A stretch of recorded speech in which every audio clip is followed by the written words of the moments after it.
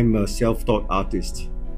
I approached art initially as a student of sociology, especially via the idea of Verstehen by Max Weber, which means understanding a person from the inside. So when I encountered the works of Picasso, Dali, and Klee in the UK, I tried not only to understand their techniques but also to study the worlds they lived in. Another sociologist who influenced me was Zygmunt Bauman.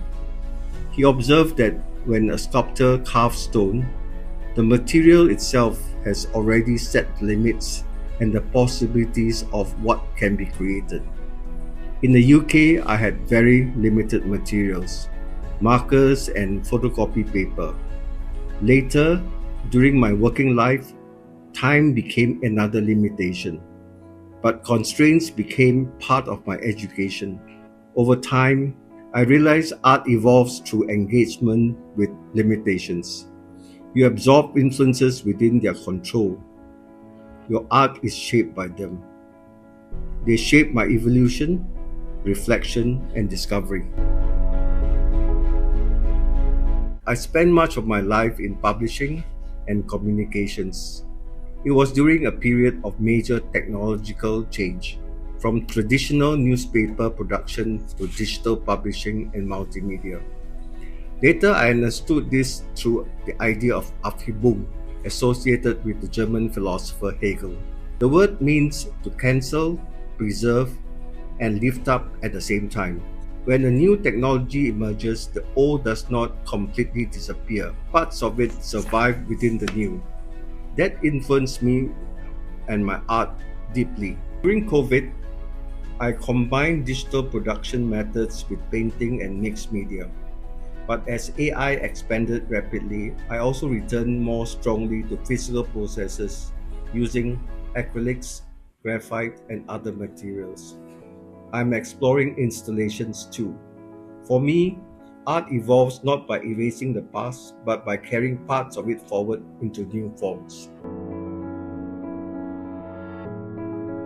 Today, many artists are asking how we should respond to AI. For me, the answer is balance. When I returned to art during COVID, I experimented with combining painting, photography, and digital production methods. But as AI became more powerful and ubiquitous, I began asking, what remains uniquely human? My answer was touch, imperfections, humor, and lived experience. That is why I've returned more strongly to physical painting, acrylics, ink, and watercolors. I do not reject AI completely. It is part of our evolution. But I believe artists must now focus more consciously on what machines cannot fully replicate. The hand still matters. The accidental drop of paint or scratch still matters. Perhaps the future of art lies not in competing with machines, but in exploring and deepening our humanity. One moment that deeply influenced my art today comes from Hermann Hesse's book Steppenwolf. In the novel, Harry Holler, the protagonist, finally meets the immortal Mozart. Expecting profound wisdom, he instead encounters laughter, free, deep, and unexpected. That scene stayed with me because it suggests that the highest wisdom may not always be solemn. Sometimes we become trapped when we take life too seriously. Much of my art grows from this idea.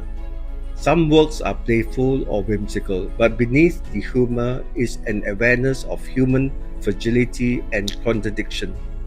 One more point that Zygmunt Bauman argued was that common sense traps us into fixed ways of seeing the world. Humor and art can loosen that grip. Perhaps laughter itself can become a form of insight.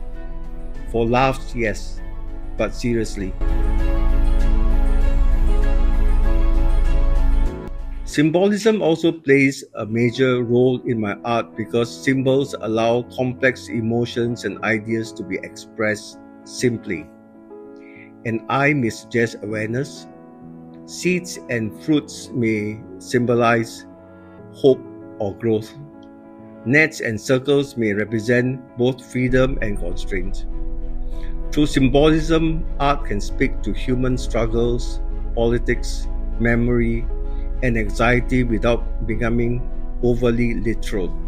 But there is also a personal cost.